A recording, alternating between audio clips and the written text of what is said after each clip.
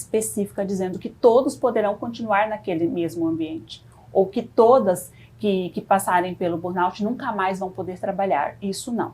É um diagnóstico, né, uma doença que tem tratamento, tem bons resultados, desde que busquem bons profissionais. O ambiente na empresa ou nessa instituição onde a pessoa está colocada, ele também colabora com esse adoecimento mental? A gente tem visto uma preocupação, seja do Congresso Nacional, seja do governo federal, de implementar nesse ambiente, nessas empresas, a discussão e o cuidado com a saúde mental. Né? Houve aí uma possível prorrogação para o ano que vem, ao invés desse ano, mas ela está posta. Sim. Né? Isso se dá justamente porque a gente está tendo ambientes que são tóxicos, assim, digamos, para esse trabalhador? Sim, com certeza. E isso veio muito nítido com essa recente pesquisa, porque se não há uma pesquisa que informe isso claramente, as pessoas duvidam, porque quando se trata de saúde mental e emocional, não é algo palpável que aparece em uma radiografia, como eu costumo dizer.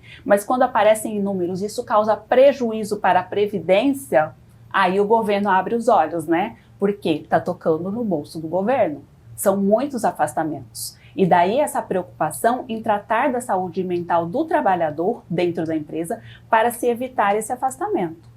É válido? Sim, é muito válido. Sempre que eu vejo ações que vão ampliar o atendimento, a informação sobre saúde mental, é super válido, porque o adoecimento mental existe desde que o homem é homem.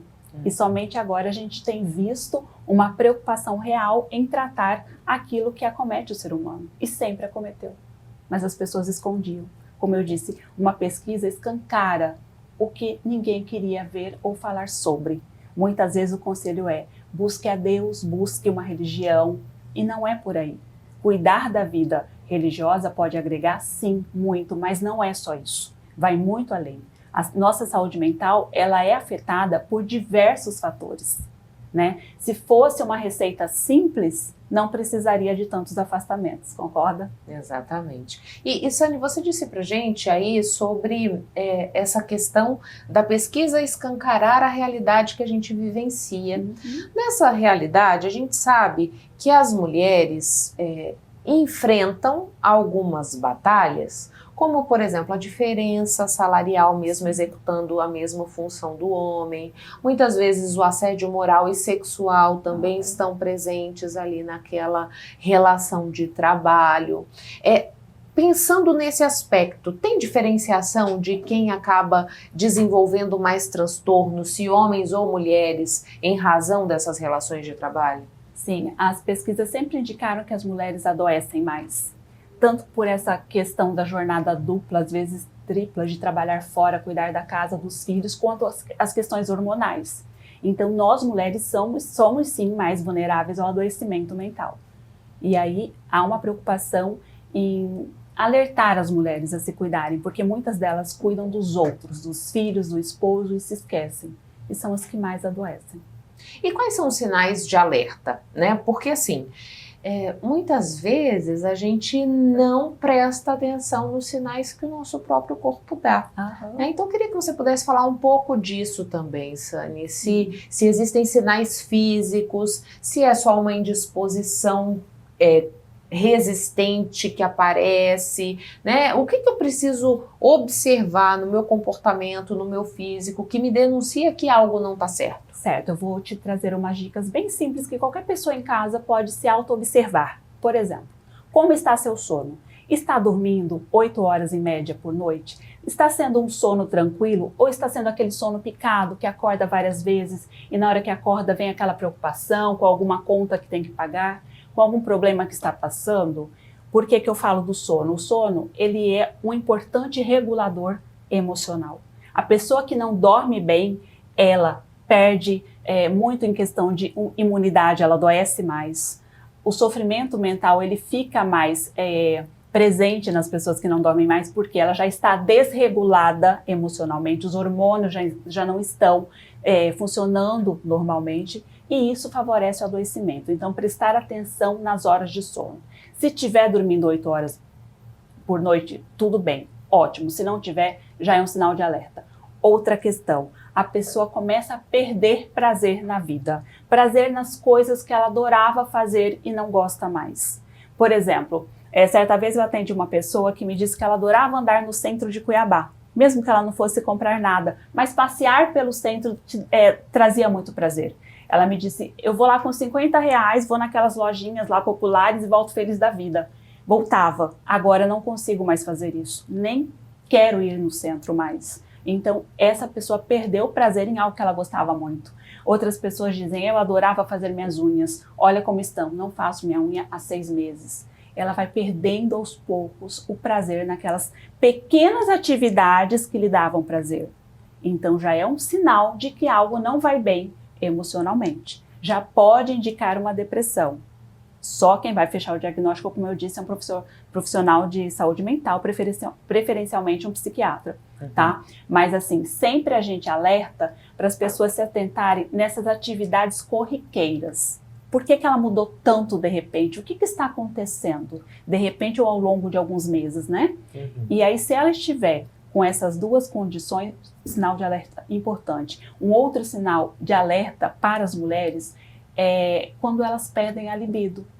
Às vezes a mulher está numa relação, ela não está feliz, mas ela se sente no dever, né, de cumprir, ela se sente assim no papel de cumprir o papel de esposa, tendo relação sexual mesmo sem sua vontade.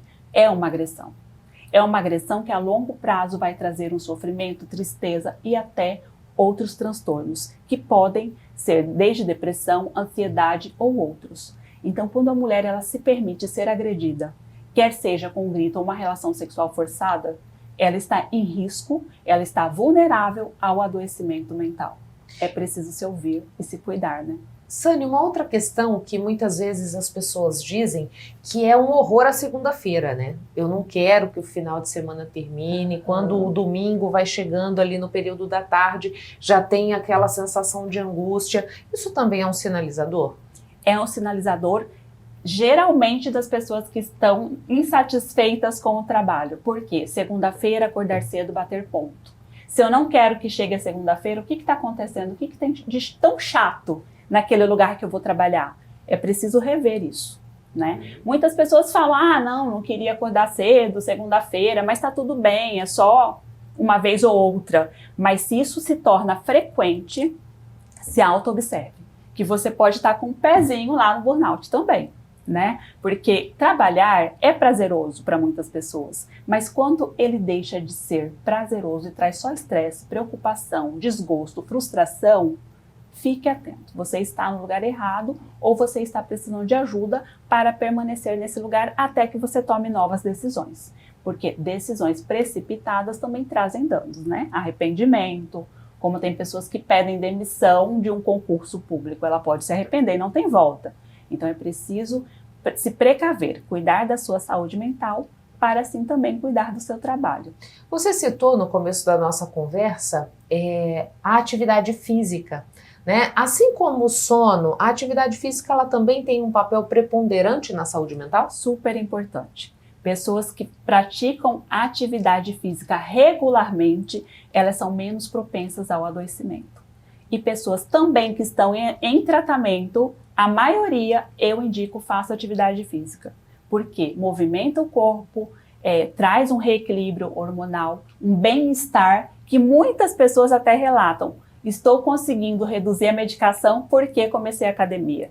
E os psiquiatras, muitos clientes me contam, né, que eles também estão indicando a atividade física paralela ao tratamento, para que o tratamento tenha um bom resultado, né? Porque a pessoa já chega ali resistente à medicação, muitas não querem tomar. Então, para ela tomar, de repente, por menos tempo, associar psicoterapia e atividade física é um recurso importante para que haja uma redução desse tempo, né? Não é para todos, né? Por favor, tem pessoas que vão precisar por longo período, mas ajuda a prevenir e até mesmo é um aliado importante para quem está em tratamento. Para a gente fechar, Sani, o que é importante as empresas observarem para que aquele ambiente de trabalho não seja um ambiente insalubre, né? Já que a gente está falando de tantos casos de afastamento por conta de transtornos, de adoecimento mental no mercado de trabalho, qual é a contribuição que essas empresas podem dar para que essa realidade se reverta?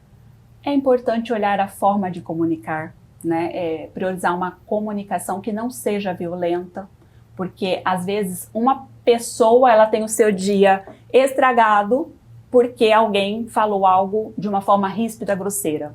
Às vezes estava tudo bem ali, mas a forma como alguém falou com ela já afetou o seu rendimento naquele dia. É importante priorizar o respeito entre os pares. Respeitar, né, e ficar atento àquele servidor, àquele funcionário que tinha um determinado humor, que se comportava de uma forma e de repente ele passou a se apresentar mais fechado na empresa, mais emburrado, mais calado e oferecer uma ajuda, né? De repente uma conversa e sugerir uma terapia, algo que possa fazer com que esse trabalhador se sinta realmente importante e não uma peça que está ali para produzir. Importante como ser humano, né?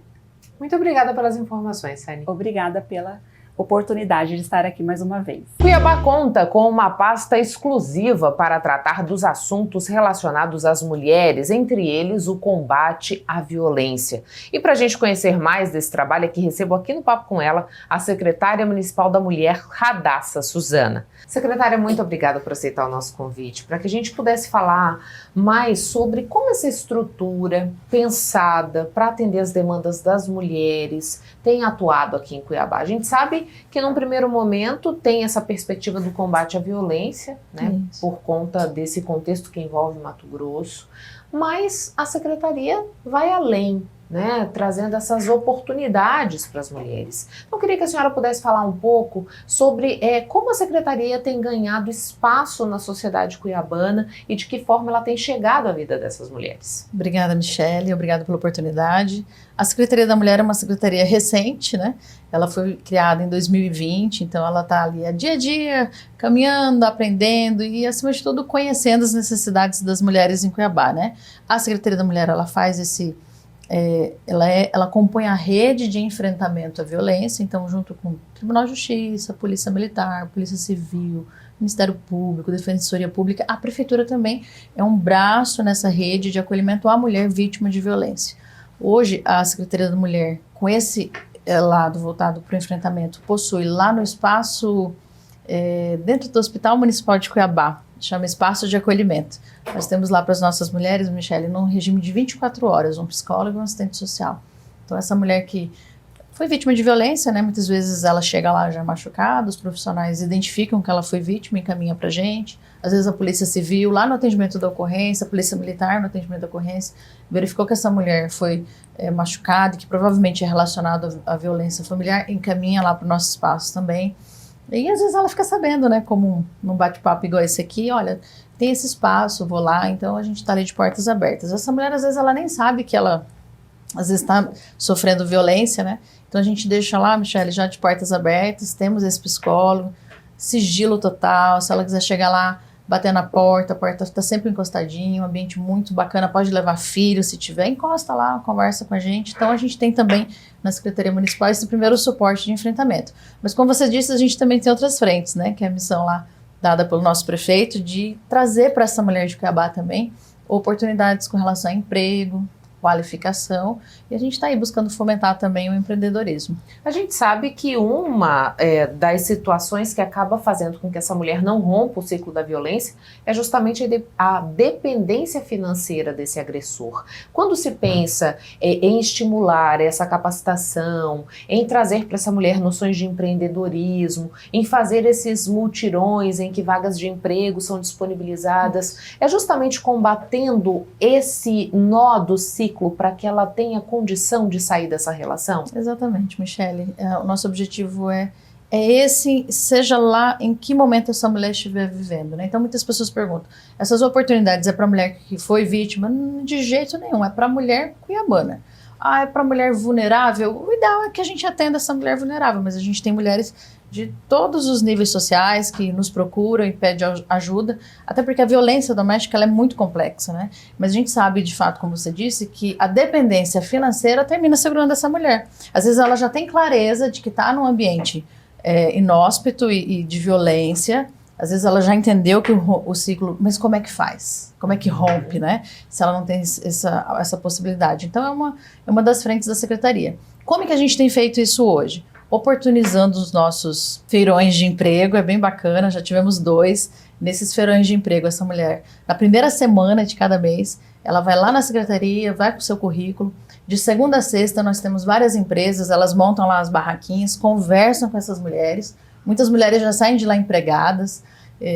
Quem não pode ir, a gente disponibiliza um telefone de WhatsApp, ela pode mandar esse currículo e eu vou mandar todos os currículos para todas as empresas. Algumas mulheres, a gente não tem garantia que essa mulher vai ser empregada, né?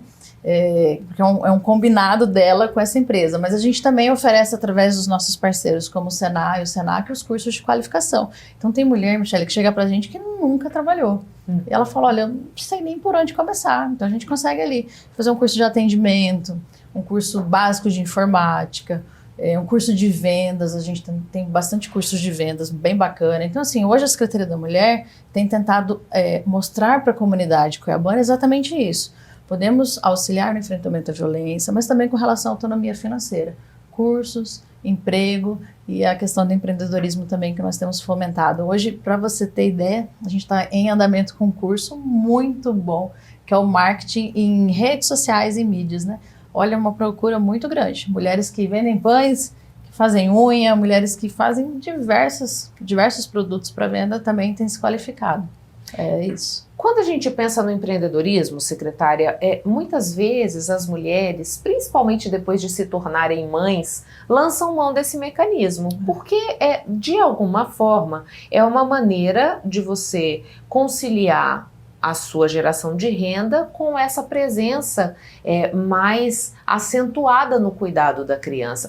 Isso é o quadro que vocês verificam nessas mulheres que procuram atendimento? Exatamente, por isso que a gente tem cursos à noite, né? Tem mulheres que estão o dia inteiro ali, olha, eu só tenho tempo à noite. Então a gente tem cursos à noite, não é o tempo inteiro, a gente tem o nosso calendário, né? Então essa mulher pode estar procurando, inclusive, o site da prefeitura, lá a gente já tem dos cursos que nós temos disponíveis até o fim do ano, e o objetivo é olhar para essa mulher e ajudá-la a conciliar as atribuições de mãe, de venda, dessa autonomia financeira, né? Nós tivemos recentemente, junto com a Coronel Vânia, à frente da Secretaria de Assistência Social, um curso de planificação. E aí eu perguntei para as mulheres lá, né? Fizemos 2 turmas de 13, 14 mulheres. Eu falei assim, quem aqui está fazendo só para aprender a fazer um pãozinho em casa para o filho ou para o neto? E quem está fazendo aqui para vender? 100%. Só teve uma mulher que falou, eu vim aqui só para eu cozinhar melhor porque o meu pão é horrível. Todas as outras estavam fazendo para vender. Né? Então ela busca justamente no horário vago, no fim de semana, faz na sexta-feira à noite, dia de sábado vai vender. Então é isso que a Secretaria hoje da Mulher tem buscado. Entender as necessidades dessas mulheres e de forma estratégica e ali entregando para ela o que a gente consegue de melhor com os nossos parceiros. Quando a gente olha para a violência, secretária, a gente sabe que Mato Grosso desponta no que diz respeito ao número de feminicídios, por exemplo. E esse ano eu digo que está sendo um ano bastante pesado para Cuiabá, porque a gente viu 2 casos que tiveram uma repercussão pela barbaridade deles, né? Primeiro a gente teve o caso da Emily, que foi aquela adolescente que foi morta para ter a criança tirada do seu ventre, e a gente teve também o caso da Heloísa, que teve o seu assassinato encomendado pelo padrasto por conta de uma possibilidade de fim do relacionamento que ele não aceitava e tudo mais. Me parece que houve uma movimentação na prefeitura no que diz respeito principalmente a essa doação de enxovais, que foi o contexto que acabou levando a Emily a essa morte tão brutal, né? Foi. Como é que tá isso? Hoje nós criamos lá e foi em função da Emily mesmo, né? O que a gente chama de armário solidário. O que é o armário solidário? Quem tem a roupinha de criança, de qualquer idade, viu? De bebezinho, de criança, quer doar e às vezes não tem para quem doar. Então a gente já colocou a Secretaria de Portas Abertas, a gente tem recebido muita doação. E essa mãezinha também, olha, minha bebê vai nascer, eu não tenho, me ajuda. Pode procurar a Secretaria da Mulher, nós temos muitos parceiros. A gente, às vezes o armário lá fica cheio de coisa, a gente já sai entregando, sai distribuindo, daqui a pouco renova de novo. Fizemos anteontem uma entrega muito bacana também, uma mulher que ela tá para ter um casal, 2 meninas gêmeas. E a situação dela é de vulnerabilidade, então ela pediu ajuda. Então é essa a ideia do armário solidário que veio, infelizmente, em função da situação da Emily. Então fica lá a secretaria, lá na Getúlio Vargas, quem quiser doar pode nos entregar. E é um projeto assim que tudo pra gente é um termômetro, né? A gente faz e vê se tá tendo adesão. Olha, nós estivemos agora recentemente lá no Jardim Vitória, levando o armário solidário numa ação social da Secretaria da Mulher. Olha, foi rapidão, roupa de criança, adolescente, delimitamos, né? 5 peças por família, foi muito rápido, as famílias precisando, levando, crianças experimentando sapatinho, tudo novo, tudo bonitinho, vendo o tamanho da calça, o tamanho da roupa. Então, assim, é bacana porque a gente vê que a sociedade também quer ajudar e às vezes não sabe como. Deixa lá no armário aquela roupinha, não doa, daqui a um pouco se perde. Então, é isso, a gente tem feito esse trabalho. É de formiguinha, Michele? É. Mas a gente vê que tem sido bacana, a gente tem ajudado muitas famílias e dependemos dos parceiros. Então a Secretaria da Mulher pede, aproveita até o seu canal, a sua audiência, para pedir aqueles que queiram ser parceiros da Secretaria da Mulher, seja com emprego, com qualificação, com doação de roupinhas para as crianças, a gente vai lá, a gente busca e a gente faz acontecer. Ótimo. E a senhora estava falando desse multirão. Também tem sido uma prática da secretaria essa itinerância, estar nos bairros onde necessitam desses serviços? É feito em parceria com outras pastas? Nós fizemos o nosso primeiro mutirão, Michele, na Semana da Mulher, em frente da prefeitura, né? Que também foi o nosso termômetro. A gente falou, será que vai ter adesão? Será que as mulheres vão? Olha, mais de 1.000 atendimentos. O que nós entregamos naquele dia? Nós entregamos a estrutura do município. O que o município tem para essa mulher? Então, a Procuradoria, por exemplo, a Procuradoria, o Detran, olha, regularização de águas Cuiabá, Energisa, vacinação, a parte odontológica. Tivemos entrega de mudas, tivemos o município, através da Junta Militar, auxiliando a mãe na regularização militar dos filhos, né? Então, que isso é papel da mãe, é que eu sempre falo, a mãe, ela que faz a gestão do lar. Se a questão é de idosos, ela que resolve. Se é creche para os filhos, ela que resolve. Se ela tem um filho adolescente, que se não for na junta militar e não se apresentar no exército e não regularizar, ele vai ter problemas sérios na vida civil dele. Então, a gente busca entregar aquilo que a prefeitura tem de melhor para essa mulher e facilitar a vida dela. E aí os parceiros vêm conosco, né? Secretaria de Assistência Social também tem participado conosco, e um bocado de Polícia Militar, com orientações através da Maria da Penha, a Polícia Civil também. Então é aquela grande ação voltada para essas mulheres. E foi quando nós fizemos agora também, recentemente, no Jardim Vitória, em parceria com a vereadora Catiúcia, e foi um sucesso, adesão total. E para o mês de maio, nós não, vamos já encerrando o mês agora, e nós não vamos concluir essa ação no mês de maio, porque esse mês ele está sendo bem demandado por conta das mães, né? Então a Secretaria da Mulher tem trabalhado muito nesse mês. Mas agora no mês que vem, em junho, a gente já retoma as nossas ações também, e é bem bacana. E assim, pensando pelo aspecto de mudança da cultura, né? Porque a gente sabe que o enfrentamento à violência, ele passa por essa desconstrução daquilo que está bastante arraigado. Mas como é que a senhora vê, por exemplo, um processo eleitoral que permite que 8 mulheres cheguem à Câmara Municipal de Cuiabá e que uma mesa diretora completamente formada por mulheres também seja escolhida para gerenciar esse parlamento, né? Isso de alguma maneira sinaliza com avanços no que diz respeito a essa violência contra as mulheres, a esse entendimento de que as mulheres podem estar nesses espaços de poder, secretária? Como você falou, né? A conscientização, ela tem que ser enfrentada hoje, ela tem que ser buscada do bebezinho que nasce até o adulto. E aí, quando a gente fala em funções de poder, a gente verifica que essa mulher, às vezes, ela até vem ascendendo, ela vem participando, mas chega um determinado nível daquela estrutura, seja lá qual for, ela não avança. Essa mulher ela não está em função de poder, de liderança, das grandes decisões. Então, essa formatação agora da Câmara com essas 8 mulheres e a mesa diretora totalmente feminina passa uma imagem, ou melhor, passa um recado, né? Mas, sobretudo, vai trazer grandes avanços, porque vai passar a ter um olhar diferenciado. Né? Claro que não haverá um prejuízo, tem mais problema, só porque é mulher, não sei o que, não, porque são mulheres extremamente competentes, e a gente tem que questionar assim, se fossem só homens, ninguém questionaria. É só mulheres houve questionamento? Houve, mas a gente tem certeza que a mulher, com esse olhar sistêmico que ela tem, não terá prejuízos. E aí o prefeito vem também passando outra mensagem, né?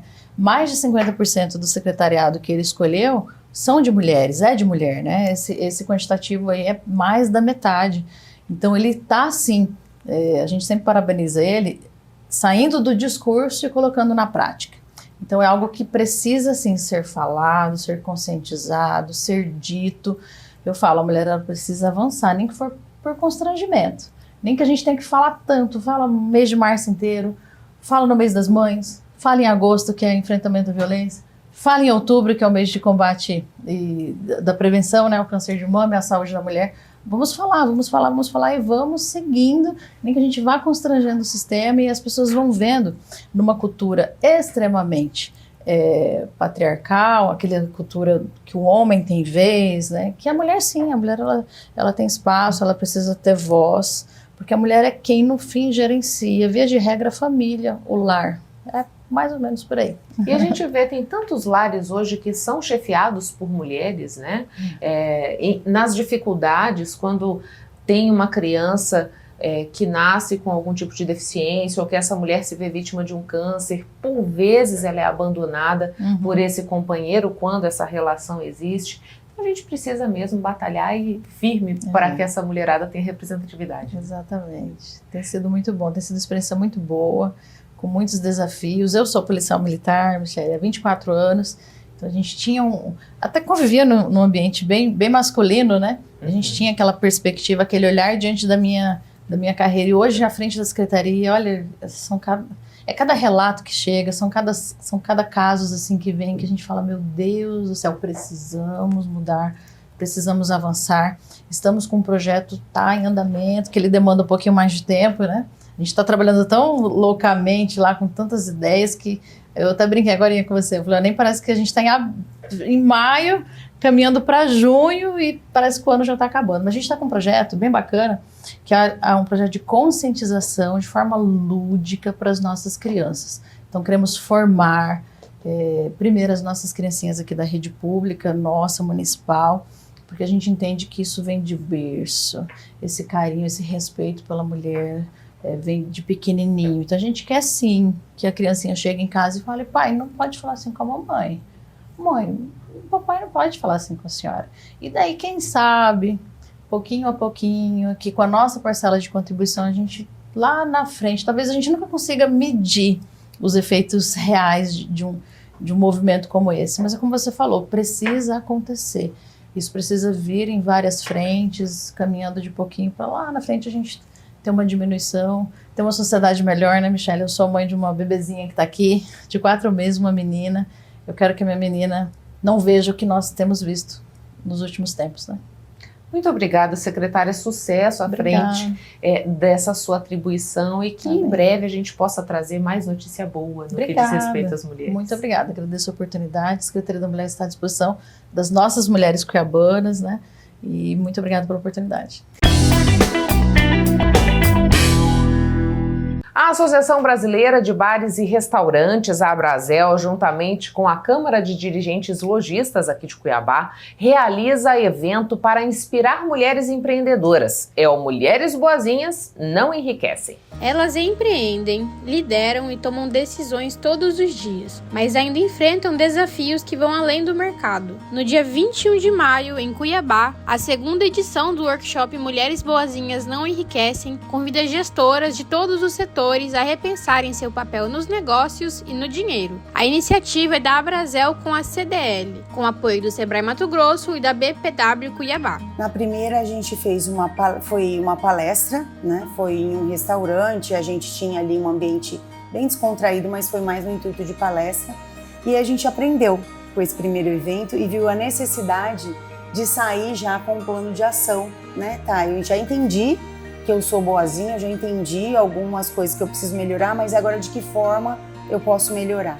Porque mudar é difícil, mudar é duro, né? É doído, então a gente vai prepará-las para que elas possam ir fazendo essas mudanças aos poucos, porque também não é do dia para a noite, né? Nesta edição, a expectativa é reunir até 250 gestoras dos mais diversos setores. O evento, realizado na CDL Cuiabá, contará com especialistas como uma psicóloga, uma economista e a empresária Lorena Bezerra, abordando temas como autoconhecimento e planejamento financeiro. E nós mulheres, nós fomos educadas a não termos muita familiaridade com o dinheiro, né? Então, este evento, ele é um evento baseado em um livro, estamos na 2ª edição, né? Que ele vem justamente para quê? Para quebrar esses mitos em relação da mulher com o dinheiro. Por exemplo, existe um mito que é pregado, né? Que foi pesquisado, que está constando no livro, de que as mulheres não têm familiaridade, não têm afinidade com a matemática.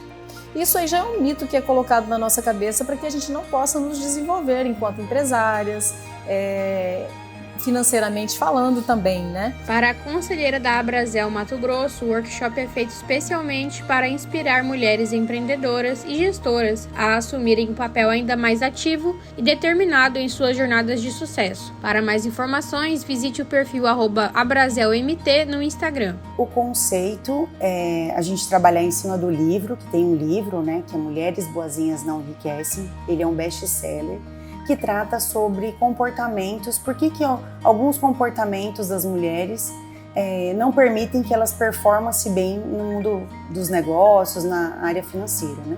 E ele serve para mulheres que são empreendedoras, que estão no mercado de trabalho de alguma forma, né? Ou que queiram entrar no mercado de trabalho.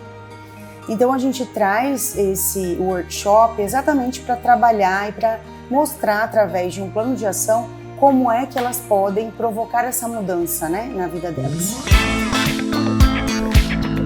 Com a chegada de temperaturas mais amenas provocadas pelo outono, alguns sintomas podem surgir e causar dúvidas sobre com qual doença respiratória o paciente está lidando. As doenças alérgicas, como rinite, sinusite crônica e asma, são as mais comuns. A estação também é marcada por uma maior incidência de resfriados, gripes, pneumonias e bronquites infecciosas. Com a chegada do outono, a saúde respiratória infantil entra em alerta. O tempo seco, junto às oscilações de temperatura, criam as condições ideais para a propagação de vírus respiratórios. E nessa época do ano, aumentam os casos de gripes, resfriados e crises de asma, exigindo atenção especial de pais, responsáveis e profissionais da saúde. Nós temos muitos vírus circulantes, né, que vêm lá do sul-sudeste e que eles são importantes, eles acabam migrando para também comprometer principalmente as crianças aqui em Mato Grosso. E assim, é de muita importância a gente saber quais são esses vírus que estão circulando, porque permite que a gente consiga, por exemplo, formar as estratégias para que a gente reduza ou a transmissão ou, eventualmente, a gravidade, uma vez que essas crianças tenham essas infecções. Entre os vírus mais preocupantes nesta época do ano está o vírus sincial respiratório, que acomete principalmente crianças de até 6 meses de idade e pode levar a quadros graves, como a bronquiolite. Por isso, especialistas reforçam a importância da prevenção ainda durante a gestação. Uma estratégia interessante que é alertar que esse vírus sincial respiratório ele é muito grave nas crianças muito pequenas, mas nós temos, entre aspas, um antídoto, que é o quê? Vacinar a mãe.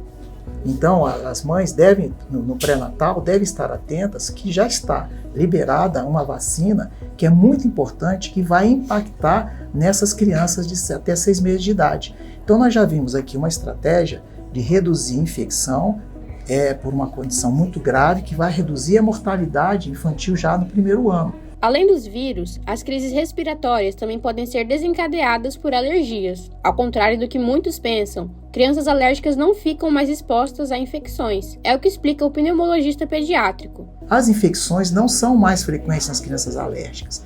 Todas as crianças têm possibilidade de ter uma infecção respiratória, a mesma chance, tanto de famílias que sejam alérgicas, como de famílias que não sejam alérgicas. O que varia um pouco é a resposta da criança naquelas que têm alergia. Por quê? Todas as crianças que têm o vírus na via respiratória vai tossir, vai encatarrar.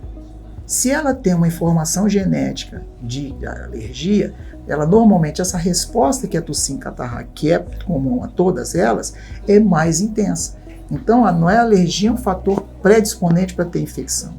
E não significa de forma alguma que tenha uma deficiência de imunidade, que é uma coisa muito importante também, porque a gente na ponta do sistema está vendo que as famílias estão gastando muito dinheiro em medicamentos desnecessários.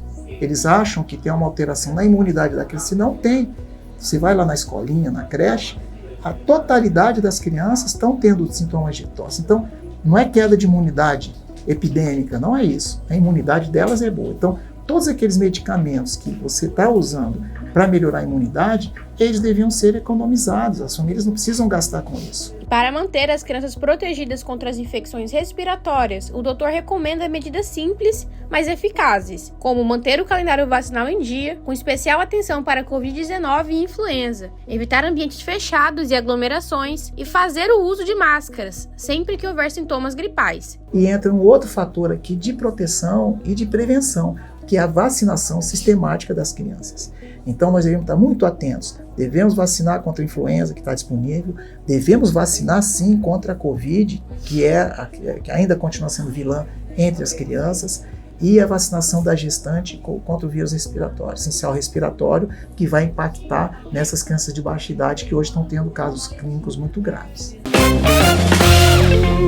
O artista Luiz Badaró assina a exposição Mundos Sobrepostos em cartaz na Galeria de Artes Lava Pés, aqui em Cuiabá. A programação é gratuita e ideal para curtir com a família. A Galeria Lava Pés, em Cuiabá, recebe a exposição Mundos Sobrepostos, do artista visual Luiz Badaró. Gratuita e aberta ao público, a mostra transforma a galeria em um universo imersivo, onde cada parede pintada à mão faz parte de uma grande narrativa visual. Com traços fluidos, cores vibrantes e a técnica do muralismo, Badaró cria camadas de realidade sobrepostas que convidam o público a repensar o que conhecemos como real. Eu sempre fui muito fã de ficção científica e ao longo dos anos, na construção da minha identidade artística, esse é um tema que eu trouxe assim comigo, que eu sempre misturei a temática cósmica, toda aquela coisa existencial, com várias outras referências, e ao longo dos anos, ao longo da minha carreira artística, eu meio que fui concretizando esses aspectos assim, né, na criação desse universo na minha cabeça. Eu gosto muito de mesclar formas orgânicas com uma coisa mais... com temas mais contemporâneos, formas humanas misturadas com corpo de animais, uma coisa mais fluida, um desenho mais fluido, assim, principalmente para essa exposição eu queria que a pessoa entrasse na galeria e se sentisse dentro de um mundo que não existe. Para dar forma a esse projeto de um mundo que não existe, Badaró contou com a parceria da curadora Jaqueline Pessoa. A ideia inicial seria no estilo de um aquário, propondo um mergulho pela visão criativa do artista, mas evoluiu para uma proposta ainda mais imersiva, com interatividade, acessibilidade e inovação como pilares da curadoria. Ele me procurou para entender como que é esse mundo entre exposição, como montar uma exposição.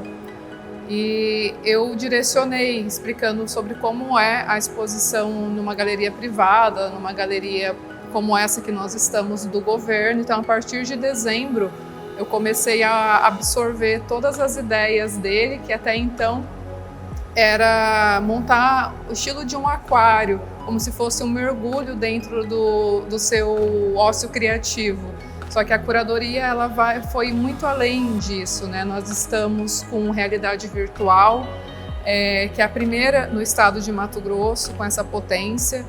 E além disso, eu trago em todos os meus projetos a arte e educação em parceria com a MTU, que nós temos parceria com escolas públicas e faculdades também, onde eu disponibilizo todo o material, que é o meu material de pesquisa, para que eles venham preparados. É sempre uma surpresa. Então tem sempre collabs entre artistas, tem sempre oficinas, rodas de conversa. Então é uma exposição que nós abrimos no dia 17 de março e tem a extensão até o dia 10 de setembro, além de estar em Libras, em Braille, então com total acessibilidade. Além dos recursos de acessibilidade, a realidade virtual é outro destaque. Em conjunto, eles oferecem uma experiência única, em uma narrativa interligada, que convida a mergulhar nas camadas mais profundas e simbólicas da mostra. Aberta até o dia 10 de setembro, a exposição tem entrada gratuita e funciona de segunda a sexta, das 8 às 18 horas. As visitas para grupos escolares podem ser agendadas pelo e-mail pessoajaquelinesoares@gmail.com. Pintamos a parede, vai pintar tudo de branco para a próxima exposição, então agora nós temos assim algo eternizado, que qualquer pessoa de qualquer cantinho do mundo pode ter acesso à nossa exposição, tanto em Libras, como em audiodescrição também. Então, realmente é uma exposição muito rica,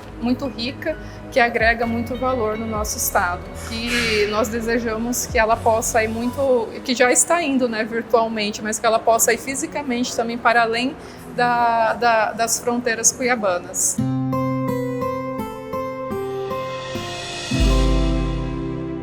Olga Maria Castrilon Mendes, cadeira número 15 da Academia Mato Grossense de Letras. Eu vou ler o poema Hino a Cáceres, de Natalino Ferreira Mendes. Marcha um povo rompendo a floresta, ganha terras e aumenta o Brasil. No ocidente penetra e na testa, Albuquerque de porte viril. Dessa marcha de heróis do passado, tu, ó Cáceres, ergues-te forte, já ecoa no campo o aboiado, surge a poaia nas matas do norte. Tuas terras banhadas dos rios, Seputuba, Jauru, Cabaçal, Paraguai, porta aberta para o mundo, mar interno feraz Pantanal. O teu solo propício à cultura, doutros centros chamou a atenção. Veio gente no afã de fartura, confirmou de Albuquerque a visão. Tua história contém a lição de trabalho tenaz, persistente. No concerto geral da nação, como sempre respondes, presente.